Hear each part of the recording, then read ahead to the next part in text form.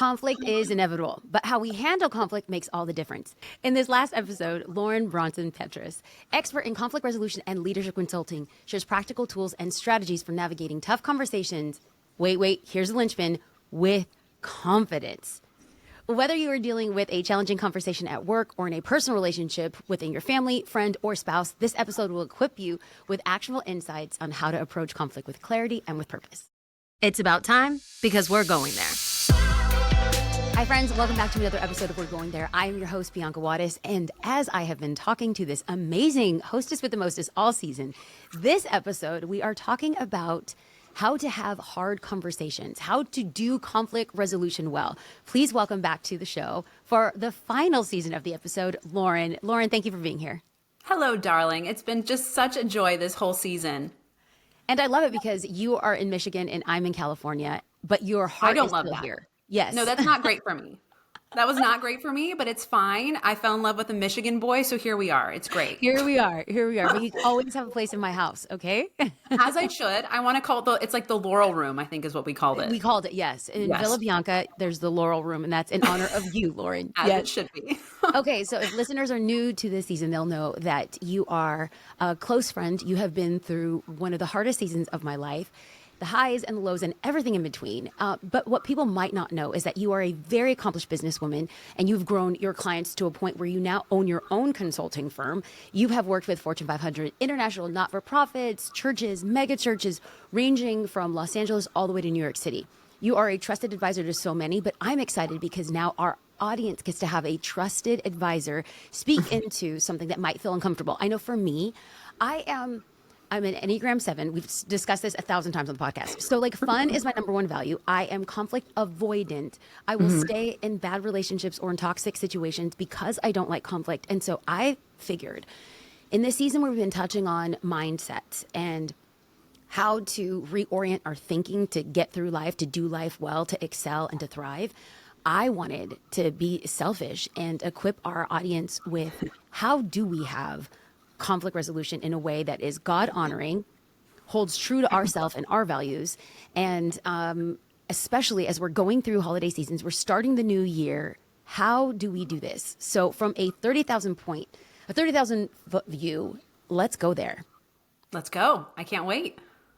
Okay, so you're an expert on helping people navigate tough conversations. Can you share what first inspired you to focus on this area of communication and leadership?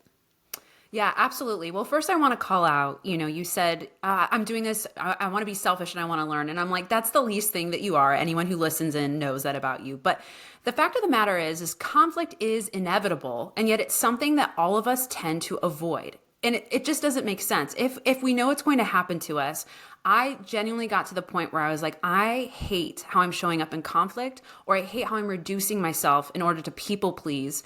And then I don't get my true feelings made across and my worth gets diminished. So to be honest, it all started and was really inspired by me absolutely being horrific at navigating conflict. My background is the person that needs to be the bigger person. You need to just kind of make other people happier. You need to maintain integrity. But I didn't really know how to check someone if they were breaching a boundary, or if they were if they needed to be addressed on some sort of behavioral issue. I had no clue, Bianca, how to do that. And so after a while, I just started getting out of my shell a little bit and starting to speak up for myself. And I was horrible. And then I went the opposite direction where I was like, okay, well, I'm not going to let anyone hurt me. And I got really intense and I can handle everything and I don't care what they think, and just puffed myself up. But, that didn't work either. And so at the end of the day, and then working in so many organizations where I would see leaders just not getting it and letting conflict continue to happen to the point where people were disengaged. They didn't feel safe. It stunted growth. It stunted momentum. It stunted them to be able to achieve their mission. I was like, okay, enough is enough. I actually want to become a specialist in this arena. So I went to Northwestern, which is a top 10 university. That's right. My master's. Yes, let's go. Got my master's in organizational change. And the reason I did organizational change is pretty much synonymous with conflict. You can't help lead clients through change if you cannot help lead people through conflict. So I went and got my master's there. I also went to an Ivy League Cornell University and got certified in conflict resolution. And so this last 12 years of my life, Bianca, through failing and getting myself back up again, through studying, through research, through thinking of all the best practices I can, and going to school and getting credentials and working with organizations, large and small, leaders of all different types from around the world, I was just like, this is going to be my specialty. And I am so passionate about helping others learn what I learned and equip them so that they can walk in the power and the freedom that comes with being able to handle conflict in a way where you're comfortable with the discomfort of conflict. Okay, so this is so good. And what I want to do is like, you clearly are educated, you are skilled in this. I've witnessed this. Now everyone knows that you got the chops for this. I want to put the cookies on the lower shelf. I want to start low and we'll end high. The question that I am asking is more like a root question. Like, why do most people dread conflict? Why do most people dread hard conversations? Totally. And I think first and foremost, I just like to call a spade a spade. Because it's uncomfortable. Conflict is uncomfortable. And, the understandable root cause fears are usually around, we fear rejection if we have a conflict. We fear failure. We fear causing drama. We fear being misunderstood. We fear people being upset with us. Or if we're a leader, we fear maybe someone quitting on us and we really need them. These are all valid fears to have. But the mind shift that needs to take place is are you allowing the fear to be greater than what you say is important to you? And that's where we have room to come in. When we are able to understand what our values are, how we want to show up in life, what we believe in, we're able to make those things bigger than letting the fear be the louder voice. And one of the things I say actually with clients all the time, now bear with me, you're going to make fun of me for this analogy, but I say it all the time. I always ask the question, do you tend to be the turtle or do you tend to be the porcupine? Most of us have a default. The turtle, I know you're laughing, but this is legit. So a turtle shrinks itself into its shell. A shell is there for protection. And a turtle will shrink itself, minimize itself. And a lot of us who grew up in households or were brought up in a way where if you brought up your feelings or needs, you were dismissed. Or if you brought up your feelings and needs, you were considered dramatic. And so you quickly learn to just avoid it at all costs and you minimize yourself and let others take the reign or other voices be strong in your life. And that's so unhealthy. And I just want our friends who are listening to us to know that your worth is so much greater than being minimized and shrinking into a shell. Now, there's those of us who are on the other side of the spectrum where you're the porcupine. The quills are there and make you look much bigger than you appear. But just like the shell of the turtle, it's there to protect. It's a self-protect mechanism. So you make yourself look bigger. Oh, I don't care. You get more angry, you get more intense, and you get more prickly with people. But really, it's just a matter of you covering up your own hurt and your own fears. And likewise, you, my friend, are worthy of feeling hurt. You're worthy of feeling the feelings. And so I just like people to think through, do you default towards the turtle? Do you default towards the porcupine? Because it gives just like a very basic and simple analogy. And I'm telling you, I've given this to executives and I've given this to my 85-year-old neighbor. Like it really helps give imagery to what we are doing to ourselves. And it also forces us to get self-aware enough to recognize, how was I brought up? What did my upbringing teach me about who I am today and how I associate conflict? A lot of us associate conflict with a lot of negativity, that it's wrong, it's almost bad to be in conflict. And that's simply not true. Conflict is a healthy, needed part of relationship. And it's just a matter of doing that well and being more prepared for it. Okay, so I have to admit, I am definitely the turtle. Definitely the turtle. And then, okay, so I am... It can be different person to person. It totally can. Okay, Yes. I was about to say, in a work environment, it's Yes. probably more porcupine. Yep, Like, very I don't want to common. take advantage of. And then in a personal environment, definitely more turtle. Like, I'll just shrink back and let other voices speak over me. So if we don't want to be a turtle and we don't want to be a porcupine, what's the animal that we should be aiming for? Yourself. You are a human being. Yeah. You are literally looking for a solid in between. So it's a matter of, there's times, listen, where you need to let something slide, right? We all need to pick our battles. But if you're able to say, I am using wisdom, and so I'm not going to perhaps get into a conflict that is maybe unnecessary. Okay, that doesn't mean you're being a turtle. If you're able to really prove to yourself and think through, what is my why? Why am I showing up the way that I am? That doesn't mean that you're being a turtle. And sometimes if you're standing up for yourself or checking someone that was breaching a boundary, that doesn't mean you're being a porcupine. It's really about getting crystal clear on your values and your beliefs and living in alignment with that. I can't say it enough. But at the end of the day, when you're living in alignment and authentically you, that is when you know that you are walking in who you were meant to be. And I think taking the time to think that through is really, really important, but it's uncomfortable. Yeah. Okay. So I know that there are men that listen to the podcast, but if our analytics and statistics are correct, about 78% of our listeners are women. So men, you get to learn something in this perspective. And I think it's Take value. notes. This is going to be an add value for you. But Yeah. I want to talk about like gender dynamics and maybe like our cultural roles within conflict resolution. And it's like, side note, I'm going to link out in the show notes an episode that Craig Rochelle did on his leadership podcast about hard conversations and how we shouldn't call hard conversations hard. They're just conversations.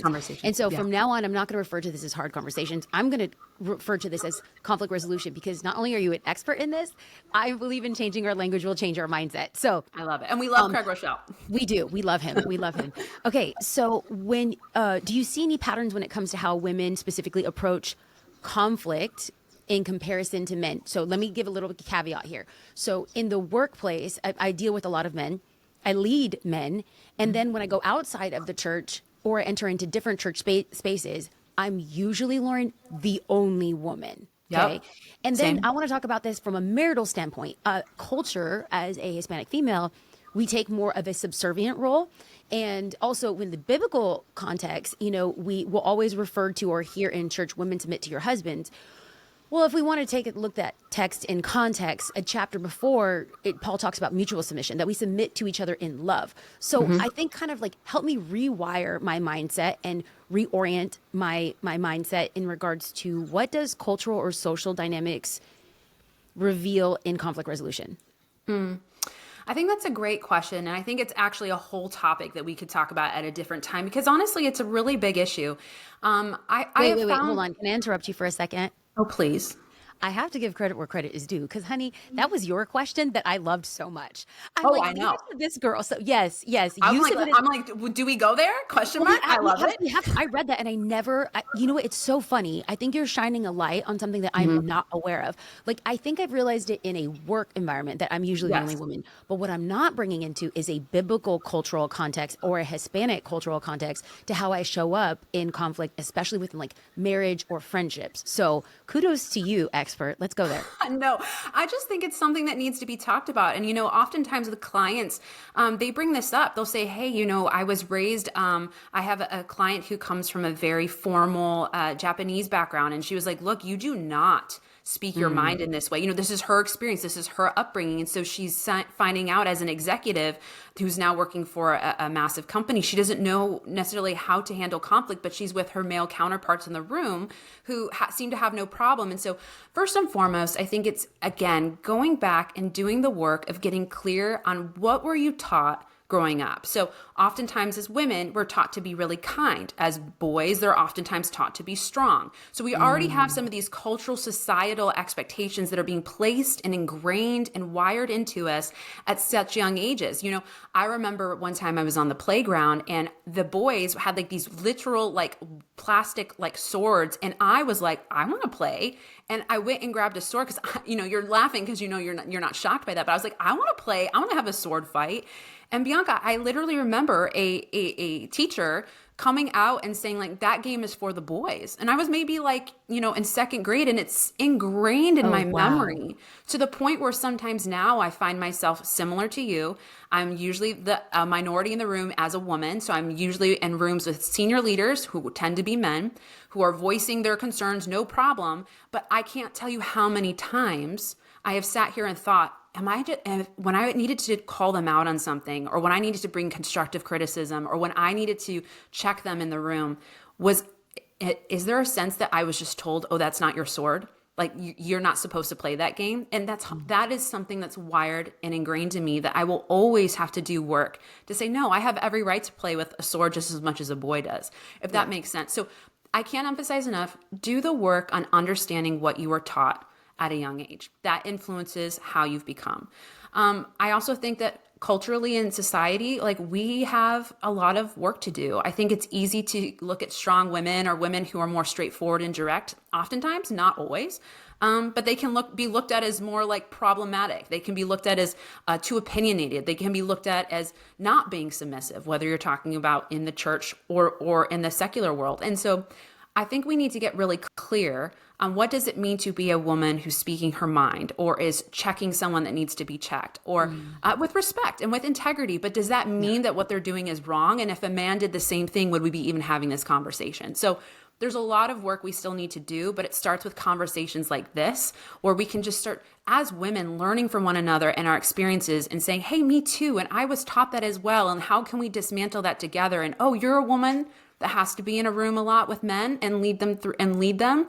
And you feel sometimes awkward about your femininity or the strength you're putting out. Let's have that conversation. So conversations like this and having sessions with people that you feel safe and trusted with are part of how we begin to dismantle the taboo of that topic, I believe. And for somebody who's listening right now and saying, this sounds so good, I just don't know what to do, we are going to address that. But again, I want to slowly incline to talk about the add value that we are laying a foundation in understanding. Why is this hard? What are we bringing from our past, whether it's familial or cultural or biblical that we might be bringing in? Okay, so how can somebody, I think this is the big question for me, the how. So if I have a conflict with somebody, I don't even know how to enter into that conversation. If I say, hey, we're going to have a hard conversation, like automatically defenses go up. We're not armed for this. So how can I build confidence, or how can I build resilience to know I have to walk into this and I don't want to be a bee? Can I say that? Yeah. Whatever. It's my podcast. I was going to say it earlier, but I was like, wait, I don't know. It's so, okay. Yeah, Our Christian people, we love Jesus, but maybe we say some unsavory words sometimes. I'm not going to actually say the word, but like, I think as a woman, I walk into these high level meetings or brain dumps or think tanks, conversations where I don't want to be a bee. I don't. But at the same time, I know what I'm saying has value and worth, and not like hey, please listen to me as I speak. But I have insight, I have skill, or I have experience that can lend itself to this conversation. And I don't feel like you have ears to hear. So how can I build confidence? How can I build resilience? What are some go-to tools that you could help equip us with? Like, treat us like your clients. How would you treat us like your clients? And what can we do to have practical handles on how to have these conversations? Absolutely. So one of my favorite things to do, I actually, taking all of the research and the experience, I put together a 5-step framework, which I call the BRAVE framework for navigating conflict resolution. And so hold on. For people, okay, because our podcast listeners are still new to you. Yes. When you were talking about being on the playground and wanting to play with swords and your acronym is BRAVE, like none of this is surprising to me, but other people, I need them to distill, like, here is this uber feminine woman who's highly educated and yet is very strong and still has a lot of feminine values. Like, I think that you're hitting the crosshairs of what it looks like to be a strong female woman who loves God and is not afraid to have hard conversations. And of course, you're going to give us an acronym with BRAVE. I mean, not surprised. Now, with a little bit more context, people know who you are. Break this down, Lauren. Oh my gosh, I love you so much. Yeah, just even for more of imagery, people, when I'm like on the tread, I'm the one listening to like the film scores from Gladiator and Braveheart. Like, we will take the hill. Like, that's the drama I live in, but that's me, and I love it. But okay, so the BRAVE framework for navigating conflict resolution, I tried to take everything down and distill it into 5 main steps. So starting with the letter B, for at the beginning of BRAVE, believe in something bigger than yourself. So this is really, really important. And so the first 2 I'm going to give you, the B and the R, are things that you need to do before you're heading into a conflict. So you're saying, all right, Lauren, I'm about to have a conflict with somebody, or I need to start having a check with somebody or confront them on something. The first thing I tell my clients to do is B, believe in something bigger than yourself.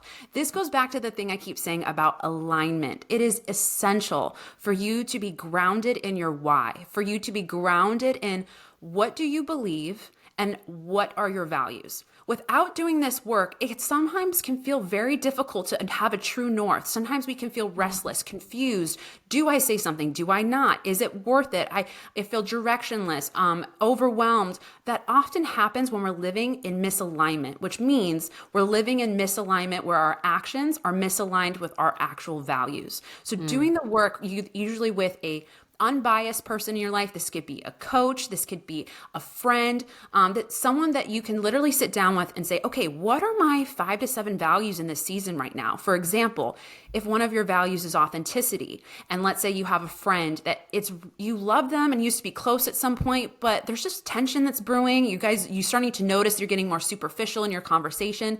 And if you say, hey, you know what? I value this relationship and I want us and believe that we can get stronger again in our relationship. And I also have the value of authenticity. And in this relationship, I am living inauthentically. I find myself just like living superficially with them and living like a shell of a person with them. And that makes me feel misaligned. That has that angst, that restlessness in your heart and your spirit that you can often feel in your chest. I would say, okay, your values are saying that you need to live out your value, which is authenticity. You could have if you're a believer, if you're a Christian, and you believe in the words of the Bible, which say, hey, if you carry an offense towards someone, you need to go talk to them first. If you don't have that belief, you may believe in something else, but really take the time to get grounded in your why. Know why you're about to have this conversation. If you're a leader and you say culture is very important to you, but you, let's say, have a team member who is a phenomenal performer, but let's say has a bad attitude and causes lack of safety in the culture. By you not addressing that, you aren't living out your value that you say as a leader, that your culture is important. So really getting crystal clear on your why by understanding your values and your beliefs. Because Bianca, at the end of the day, like our values and our beliefs, that's what we do. And what we do is who we are. So when you have that misalignment, that's what causes angst. So first, believe in something bigger than yourself. Okay, All right. wait, I'm going to slow this down. I'm going to slow this down for a second because, again, I love putting the cookies on the lower shelf. So we're going to parse this out. And in one sentence, if I am a wife having conflict or there's an issue between me and my spouse, what I hear you saying, and correct me if I'm wrong, is I've got to attune to what are my needs in this season. What has confronted that specific need? And then I'm going to confront my spouse after I've distilled what it is that I need and say what? I love you. You're an A+ student. You're rushing the process. So actually not yet. You're rushing the process. We love it. So needs are actually going to be voiced later on in the framework. Oh my gosh. I feel like I broke the system, but I'm also you're A+ student. You're A+ student. Guys, just so you know, you know her very well, just like I do, but she's the one that sits at the front of the class. She's raising her hand and I was the one in the back of the class, like moody, like, so visual. Okay. So how A+ are we student. friends? Sometimes I ask, like, how are we friends? We're inverted. You're a 7-wing 8. I'm an 8-wing 7. True. It works. Okay. So Great. I love You know what? point. I'm just going to stop. So I'm going to No. tune. This is great. No, so thanks for that clarity. So it's actually less about talking about your needs right now. Believe in something bigger than yourself. You are not even in the conflict yet. You are not talking to someone. You are preparing emotionally, mentally, because that's super important to do pre-work before you engage in conflict. You need to be grounded in something bigger than yourself. And so Hold on. I have to stop you because I know that there's somebody listening, and this, especially with somebody that has like a religious mindset. So it's like, ground yourself in something bigger than yourself. I'm thinking, okay, God, but that's not what I hear you saying. Having done this process, I'm really just identifying what are the values that I'm holding to, and what is confronting that value that I need to confront. Did I hear that correctly? Absolutely. Okay. So using your example, A+ student, using your example of the wife who wants to talk to her husband about something that he's hurting her in or upsetting her in some way. Before she has that conversation, it's really important for her to get clear. Okay, she's hurt. She feels misunderstood. Those feelings are real and absolutely need to be voiced. But before she goes and confronts her husband, my advice and how I coach my clients is, what is the main goal? What is your why heading into this conversation? It could be, well, I want our marriage to be strong. I want our marriage to be healthy. Those are values to me. Those are important things to me.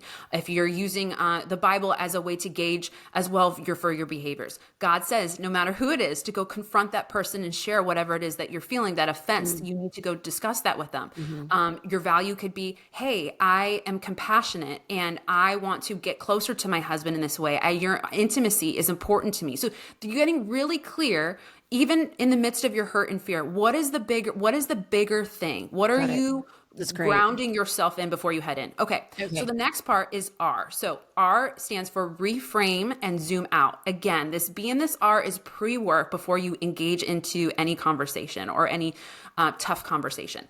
So the R, reframe and zoom out. Oftentimes, with a conflict with a friend or a coworker, when we're in our feels, sometimes you and I will even voice memo. Like, I'm in my feels. I Yes. feel something. That's a very human, natural thing. We feel angry. We feel misunderstood. We feel confused.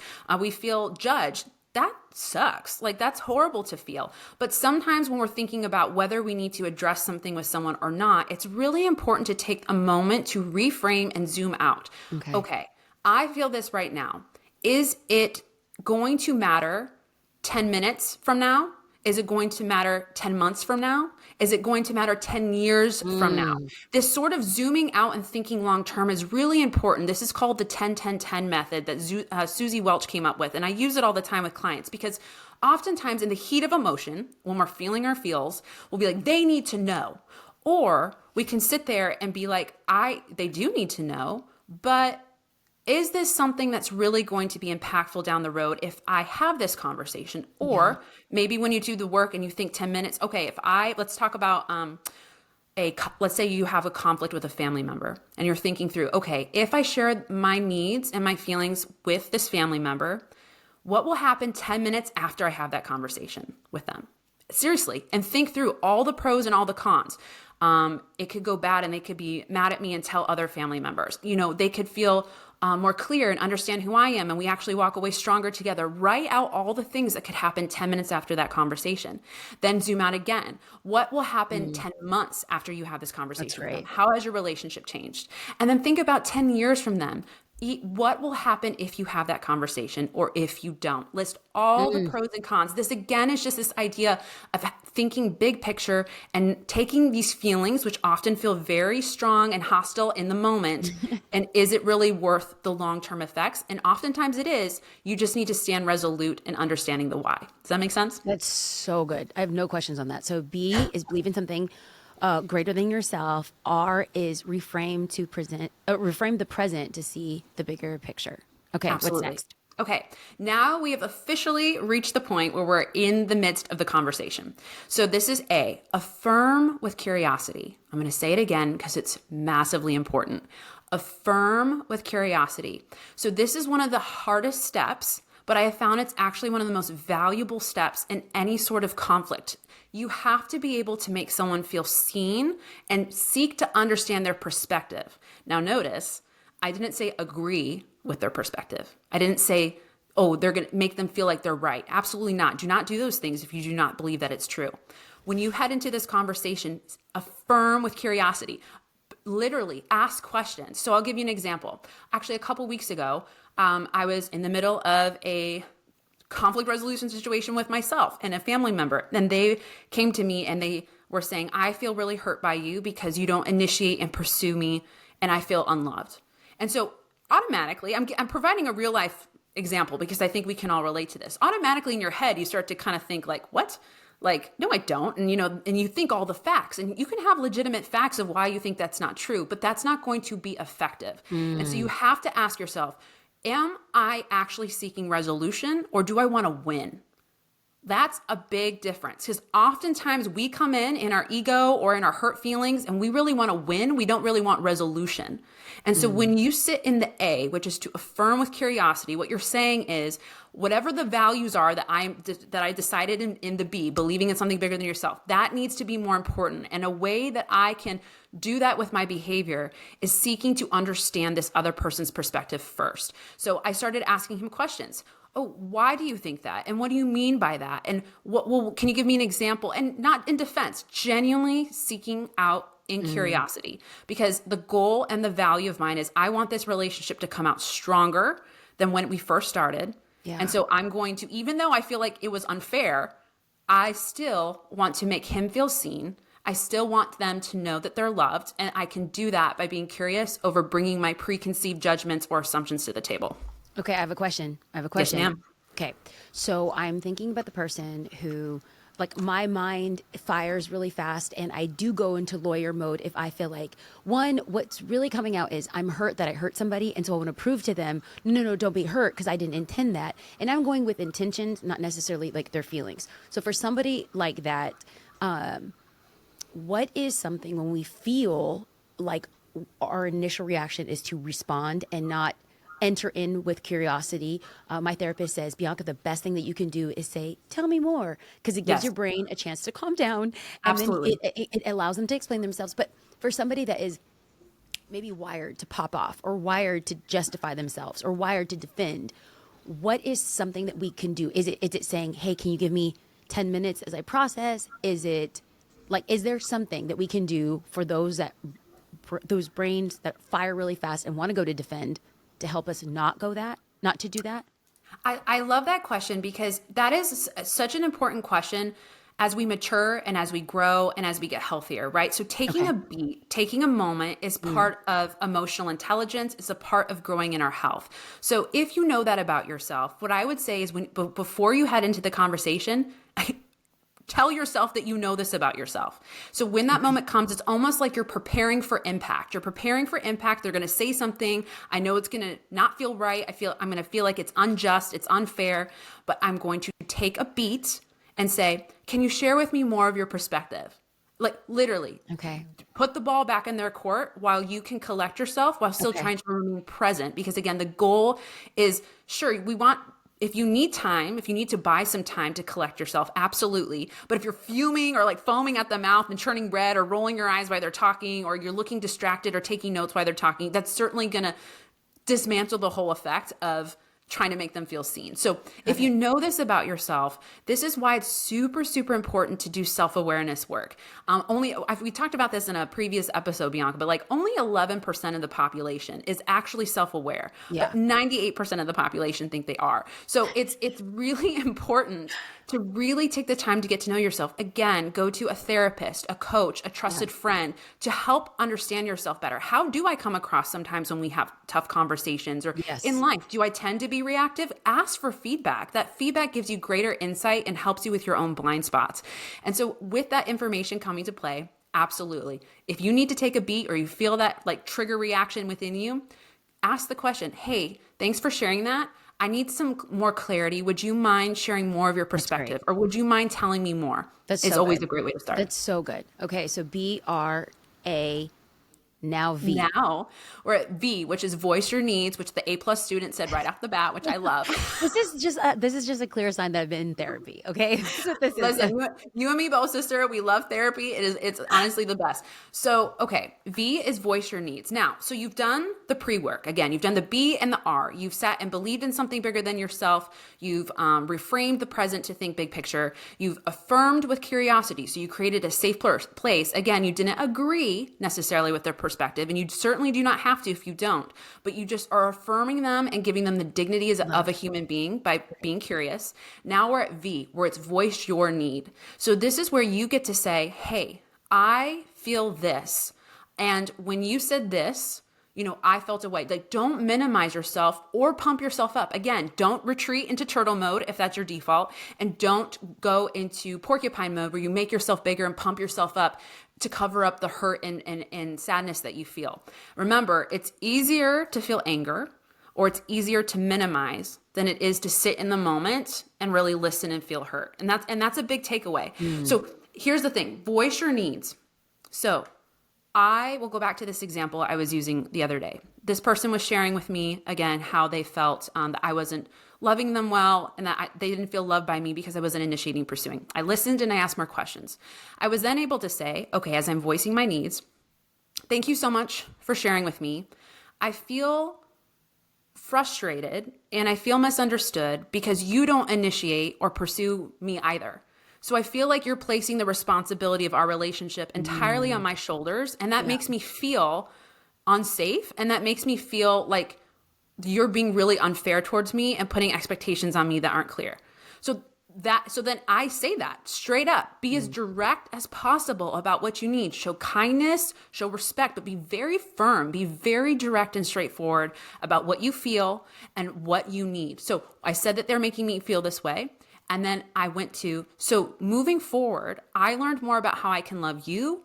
And moving forward, what I need from you is I need the grace from you to know that if I have to cancel on you, that you're not going to instantly think I don't love you. I need that grace. And the second thing I need from you is I need you to pursue me. So if you want to hang Mm. out with me, I'm going to commit to you that I'm going to try pursuing you as well, but you also need to take the initiative to pursue me. So we both, that's what I need from you. And you get very, very clear with those needs.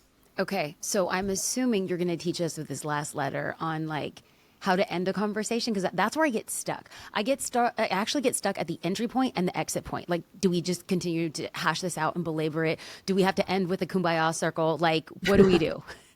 Totally. And you hit the nail on the head. It's very simple and very practical. E is end with clarity. So this is essential. And even you mentioned Craig Rochelle in that episode, and I heard it a while ago and I just loved it. My little like nerdy conflict resolution brain just ate this up, because people forget that they get so focused on how do we make this better. They get a little codependent. How do we make this better? Let's talk more about our feelings. You keep going back and forth trying to rehash things to make things more clear. No, it's a waste of time. And usually you get more sloppy with your words and it just does not end well. So having a very clear ending is very important. And what clarity looks like is literally rehashing what you just learned about each other. Again, using this example. Okay. So I learned from you that you feel unloved by me when I don't initiate. You learned from me that I feel frustrated that you're putting expectations on me that you yourself are not doing. So moving forward, we're both agreeing to initiate and pursue one another. That's a very simple example of what ending with clarity looks like. But other examples could be like if you're a leader and you're meeting with a team member, you give very clear expectations of, hey, what did you hear me say when I said that you need to stop doing XYZ?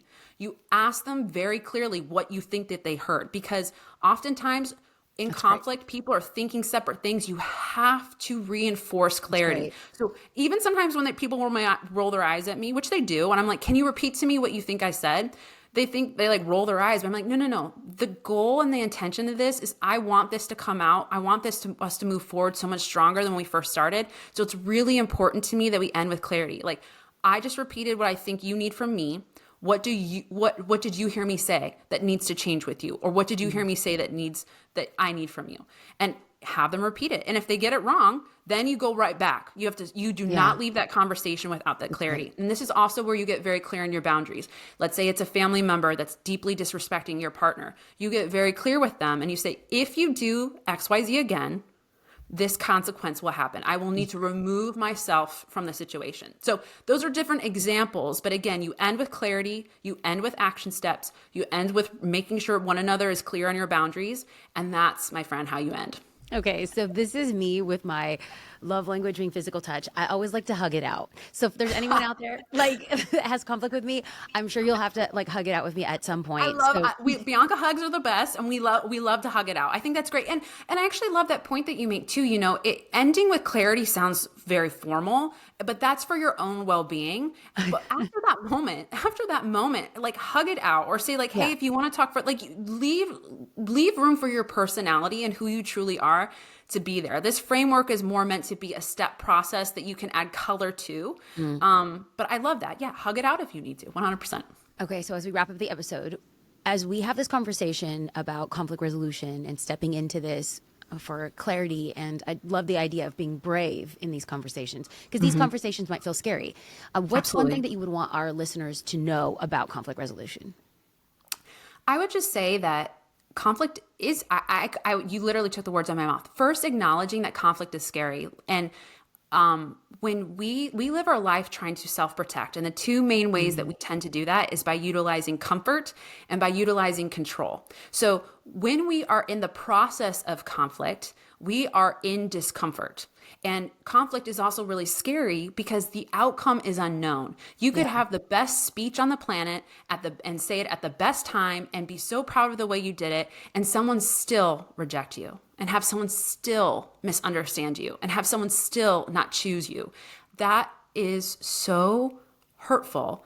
And that is scary. But the thing is that if you can recognize that ultimately, if you're living a life where you're allowing your fears to take control, if you're choosing comfort over change, then you are again stunting your potential and your self-worth and stunting the relationship. So really just walking away from this conversation that yes, conflict is scary, but it doesn't have to be long term. The greatest goal you can have is to get comfortable with the discomfort of conflict. In all these years that I've been leading conflict and conflict resolutions for organizations and for leaders and for individuals and in my own family and in my own life, again, conflict is unavoidable. It goes back to this idea of the more you practice, the more comfortable you'll get with discomfort. And I never say, some people may disagree with me on this, but the more I've studied this and just lived it out, I don't think we should ever be completely fearless when it comes to conflict, because there's always risk, right? You could risk the relationship. You could risk someone leaving. That's scary. And discomfort can oftentimes show that we care. I'm scared. I care about this person. I care about this topic. So it's more of a matter of becoming comfortable with discomfort and still choosing to move forward anyways, because you want to live in alignment with the things that are bigger than yourself. What a way to succinctly make people feel like you could be brave and step into these conversations. Lauren, I love you. I'm so grateful for you. Thank you for your wisdom that you brought this entire season. And if people want to know more about you from a personal standpoint or a professional standpoint, the work that you do, the consulting that you offer, where do people go? Thank you, my friend. I love you back. You can go to boundlessandco.com, which is my consulting firm. Hold on, You can rush that. It's Boundless and Co. Boundless and Co. Boom. Thank you. Look at her. I know. A+ student to the end, my friends. Boundlessandco.com. And you can find me on Instagram at Lauren Bonston Petrous and at Boundless and Co. on Instagram. I can't wait to talk to you. I'd really love to hear different things that people are just traversing to in their life. And especially with the holidays, it's no joke. Oftentimes this is a season of time where performance reviews are happening and families around, and that heightens everything too. But thank you for just being you, Bianca. I adore you. I am so excited because I feel like you've put practical tools for us to do an assessment before we step into 2025.